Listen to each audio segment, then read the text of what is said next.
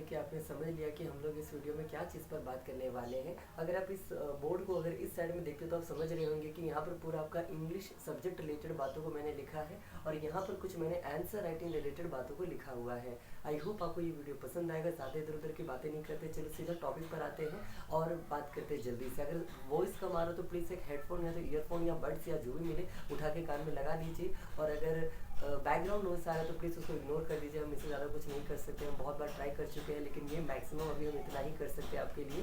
तो चलिए वीडियो को स्टार्ट करते हैं। ओके, तो जैसे कि अगर आपसे कहें, अगर आप हमसे ये पूछें सर क्या ये जो आप लिखे हैं क्या अब हम लोग पढ़ेंगे, क्या आप एग्ज़ाम 90% प्लस ला देंगे? तो पहली बात, अब कुछ नहीं हो सकता, भगवान भरोसे आप जाइए, ये एक रियलिटी है। अगर आपने पढ़ा है तो बहुत ही अच्छी बात है। और जितने भी बच्चों को हम जानते हैं ऑलमोस्ट सब के सब पढ़ने वाले बच्चे हैं, तो सब अच्छे ही पढ़ के गए होंगे, तैयारी करके रखे होंगे।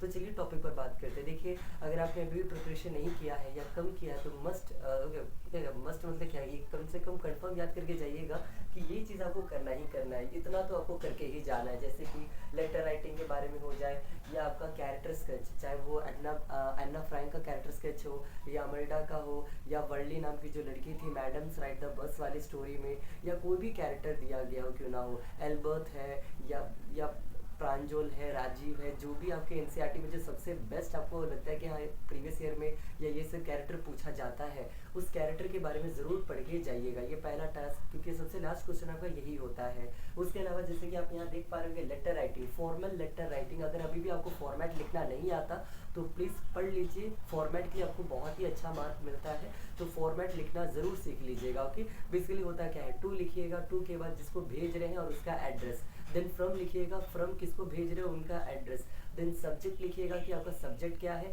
उसके बाद रेस्पेक्टेड, या तो जो भी इवन बहुत सारे सैम्पल पेपर में आपने देखा होगा डियर भी यूज़ किया जाता है, तो रेस्पेक्टेड या तो डियर लगा के अपना पूरा लिखिएगा, दो पैराग्राफ में आपका कंटेंट लिखिएगा। और उसके बाद सबसे नीचे क्या कीजिएगा, यूवर्स ट्रूली या यूवर्स सिंसियरली, यूवर्स फेथफुली या यूवर्स लविंगली। इस तरह लविंगली तो नहीं लगेगा फॉर्मल लेटर में, तो ये सिंसियरली या तो ये सब लगा के आप अपना लेटर राइटिंग कंप्लीट कीजिएगा। और गलती से देखिए फॉर्मेट की हम बात कर रहे हैं, और अगर गलती से अगर आपको स्टोरी लिखने आ जाए तो हमेशा याद रखिएगा स्टोरी को एक सूटेबल हेडिंग ज़रूर दे दीजिएगा, स्टोरी का एक नाम ज़रूर देकर आइएगा। तो ये बेसिक चीज़ें जो आप कर सकते हो। इसके अलावा और अगर हम लोग बात करते हैं इस साइड की ओर, तो आप देख पा रहे हैं एरर एंड करेक्शन नाम का चीज़ तो कंफर्म आता है, फिल द गैप कंफर्म आता है। उसके अलावा लिटरेचर से बहुत सारे सवाल आएंगे, चाहे वो लेंचो वाली स्टोरी से पूछा जाए या आपको नेल्सन मंडेला से पूछा जाए या सरमोन सेट बुद्धा वाले जो टॉपिक है उससे पूछा जाए, या कोई भी चैप्टर ले लीजिए, तो ये कंफर्म आपको पढ़ के जाना है।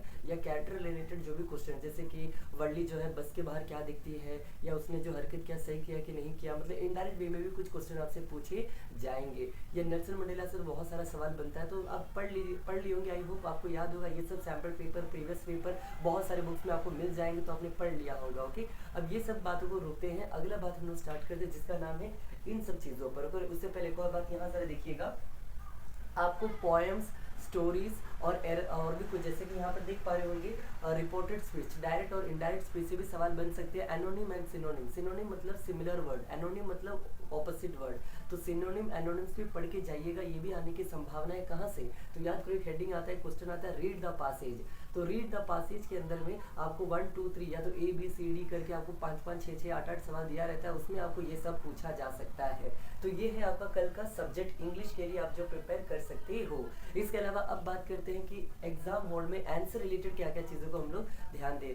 एंड सॉरी टू से, बट अगर वॉइस में प्रॉब्लम आ रहा है तो अभी के लिए हम कुछ नहीं कर सकते। अगर आप हमको जानने वाले बच्चे जानते हो तो प्लीज़ थोड़ा एडजस्ट कर लीजिए इस बार के लिए। नेक्स्ट टाइम हम और ट्राई करेंगे वीडियो बनाने का अच्छे से, जो भी है इम्प्रूव करते रहेंगे। ओके, यहाँ पर आप देखिए हैंड राइटिंग, हमेशा याद रखिएगा from the beginning to the last end exam जब तक ना हो जाए तब तो आपको अपना हैंड राइटिंग सेम रखना है। ऐसा नहीं कि स्टार्टिंग में मान लीजिए बहुत ही सीधा सीधा बोल्ड अच्छे से लिख रहे हैं और बाद में जाके उसी हैंड राइटिंग को क्या करोगे, वो इटैलिक टाइप लिखने लगोगे, तो ये हरकत बिल्कुल मत कीजिएगा। हैंड राइटिंग सिमिलर रखने का प्रयास जरूर कीजिएगा एंड तक। ओके, दूसरी बात तो देखिए फॉर्मेट रिलेटेड हम बात क्या कर रहे हैं कि फॉर्मेट पर प्लीज फोकस कीजिएगा, फॉर्मेट गड़बड़ाइएगा मत, चाहे स्टोरी राइटिंग का फॉर्मेट हो, चाहे लेटर राइटिंग का फॉर्मेट हो, चाहे प्लेस एंड ऑर्डर का फॉर्मेट हो, सब फॉर्मेट बढ़िया से लिखकर आइएगा फॉर्मेट। ओके, उसके बाद है single coloured pen, please 2 pen का यूज़ मत कीजिएगा, चाहे बॉर्डर लाइन बनाने के लिए हो या कुछ भी बनाने के लिए हो, केवल एक पेन का यूज़ कीजिएगा। एक मतलब एक कलर वाला पेन, अगर आप ब्लू यूज़ कर रहे हो तो ब्लू ही यूज़ कीजिए, अगर आप ब्लैक कर रहे हो तो ब्लैक ही कीजिए, लेकिन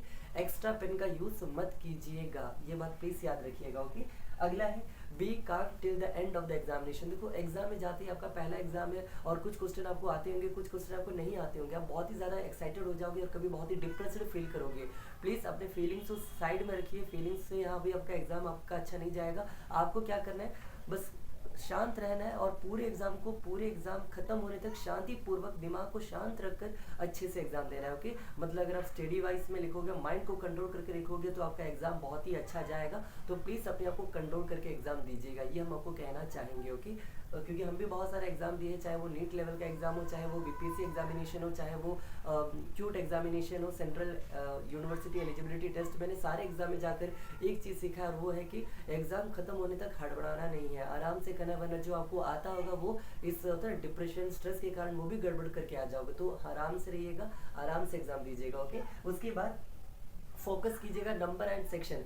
ट्राई कीजिएगा कि जितने भी सेक्शन के क्वेश्चन है एक साथ लिखो। फॉर एग्जाम्पल सेक्शन बी के सारे एक साथ लिखिएगा, सेक्शन डी एक साथ लिखिएगा, सेक्शन ए एक साथ लिखिएगा, मतलब सेक्शन को एक साथ लिख कर आइएगा। और साथ ही साथ जो नंबरिंग होता है, नंबर तो भूल के भी नहीं गड़बड़ाना है, 2 का 2 ही लिखिएगा, 4 का 4 ही लिखिएगा, क्योंकि एग्जाम हॉल में आप ना सोचते हुए भी कुछ चीज़ों को गलत कर दोगे। तो प्लीज़ लिखने से पहले नंबर को ध्यान दे के ज़रूर आइएगा, नंबर वाइज से लिखिएगा। ओके, अपना जो भी है मार्जिन, आपका जो एग्जाम पेपर होगा एक साइड में मार्जिन होगा, एक साइड में नहीं होगा। कुछ बच्चे क्या करते हैं, स्केल लेके मार्जिन बना देते हैं। अगर आपको ये काम नहीं करना तो प्लीज़ उतना जगह छोड़ दीजिए, लेकिन मार्जिन में चढ़ाकर मत लिखिएगा, मार्जिन का गैप हमेशा छोड़ के रखिएगा। And last but not least, आपका admit card, ID card, uniform और बाकी जो भी चीज़ें, वाटर बॉटल्स। और एक बच्चा हमको मैसेज करके पूछता है कि सर इंस्ट्रूमेंट बॉक्स लेके जा सकते हैं कि नहीं लेके जा सकते। पहली बात तो ये इंग्लिश का एग्जामिनेशन है, इंग्लिश एग्जामिनेशन में आपको कोई इंस्ट्रूमेंट बॉक्स लेके जाने का ये बात बनता ही नहीं है। फिर भी अगर आप लेके जाना चाहते हो कि सर हम उसी में अपना पेन पेंसिल सब रखे हैं,